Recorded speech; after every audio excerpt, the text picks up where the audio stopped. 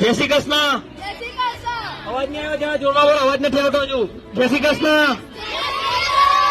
Okay, આજે અમારા હાથમાં છે તેને શું કહેવાય? દવા. એ દવાનું નામ શું ખબર છે કોઈને? એલ્બેન્ડાઝોલ. કઈ દવા કહેવાય? એ શું કામ કરે ખબર છે તમને બધાને? આ તમારા શરીરમાં કૃમિ હોય ને, પેટમાં કૃમિ, કરમિયા, એને મારવાનું કામ કરે છે, બરાબર?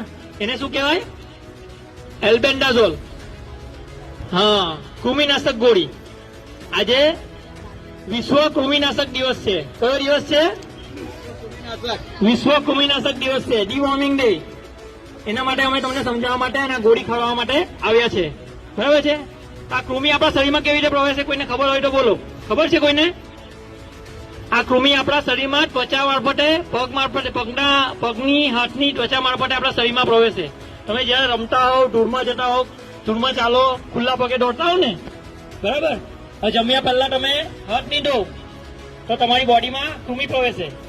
આ કૃમિ ધીરે ધીરે ધીરે ધીરે તમારા શરીરમાં પ્રવેશ્યા બાદ તમારા આંતરડા સુધી પહોંચે અને તેમાં તેનો વિકાસ થાય અને તમને કરમિયા થાય, બરાબર? કરમિયા. આ ઉપરાંત શું થાય? તમને કમજોરી ફીલ થાય, તમે બીમાર હોય ને એવું લાગે, તમારામાં લોહીની ઉણપ હોય ને એવા લક્ષણો પેદા કરે, બરાબર છે? તો આ દવા બધાએ કમ્પલસરી લેવાની છે અને આ દવા તમારે છે ને એક જ ગોળી ચાવીને લેવાની છે અને ઉપર પાણી પી જવાનું છે, બરાબર? કોઈએ પણ આ દવા મિસ નથી કરવાની. વર્ષમાં 2 ડોઝ આપણે કૃમિનો આપને આપવામાં આવે છે, એક ફેબ્રુઆરીમાં અને બીજો ઓગસ્ટ મહિના. આજે શું થાય કે આપણે જે કરમ આપણા શરીરમાં હોય ને તો તે આપણે ખોરાક જે લઈએ તો તેનું લોહીમાં રૂપાંતર નહીં થાય ને આપણે કમજોર રાખે. એટલે એને મારવા જેવું તો આપણે શરીરની અંદર લોહી વધે, અશક્તિ ઓછી લાગે.